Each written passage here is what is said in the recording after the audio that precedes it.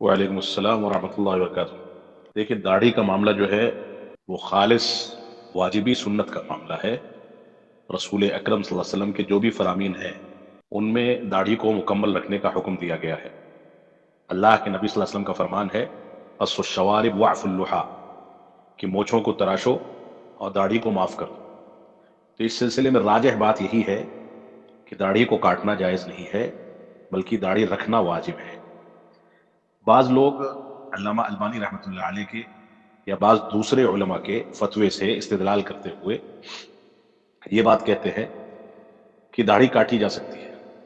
اس سلسلے میں صحیح بات یہ ہے کہ ہمارے لیے حجت اور دلیل رسول اکرم صلی اللہ علیہ وسلم کا فرمان ہے، اور اللہ کے نبی صلی اللہ علیہ وسلم کے فرمان سے کہیں بھی یہ ثابت نہیں کیا جا سکتا کہ داڑھی کو کاٹنا جائز ہے۔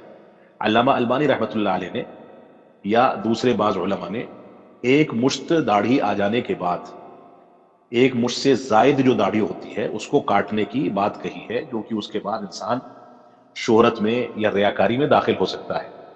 ان لوگوں کا یہ علمی اجتہاد ہے، دلائل کی بنیاد پر یا بعض آثار کی بنیاد پر، بعض صحابہ کرام کے عمل کی بنیاد پر اس طرح کے فتوے، اجتہادی فتوے علامہ البانی رحمۃ اللہ علیہ اور دوسرے علماء نے دیے ہیں۔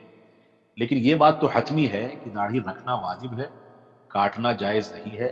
جن علماء نے اجتہاد کر کے اور صحابہ کرام اور بعض صحابہ کرام کے اقوال یا عمل کے ذریعے یا بعض آثار کے ذریعے داڑھی کے کاٹنے کی بات کہی ہے، تو وہ کاٹنے کا جواز بھی جو ہے ایک مشت سے کم میں نہیں ہے، ایک مشت کے بعد ہے۔ یعنی ایک مٹھی برابر انسان کے داڑھی ہو جائے اس کے بعد کاٹنے کی بات بعض علماء کہتے ہیں، لیکن ان کی دلیل جو ہے وہ بعض صحابہ کرام کا عمل ہے۔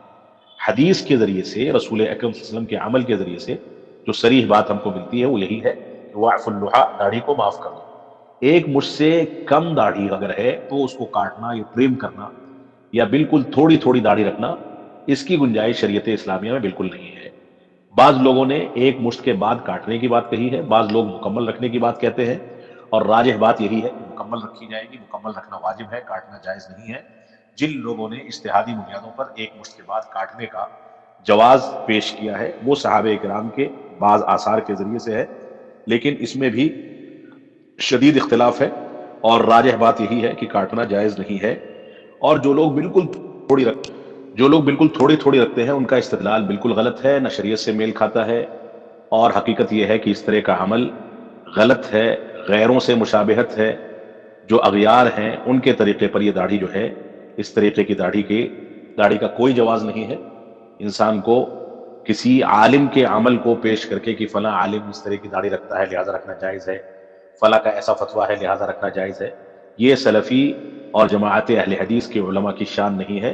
سلفیوں کا اور جماعت اہل حدیث کے علماء کا جو اصل طریقہ ہے وہ قرآن و سنت کے دلائل ان کے سامنے ہونے چاہیے، رسول اکرم صلی اللہ علیہ وسلم کے دلائل کی بنیاد پر۔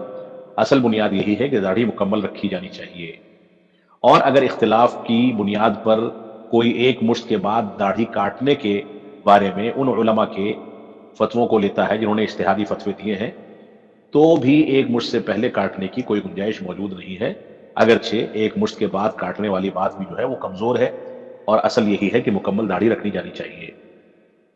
جزاک اللہ خیر، والسلام علیکم ورحمۃ اللہ۔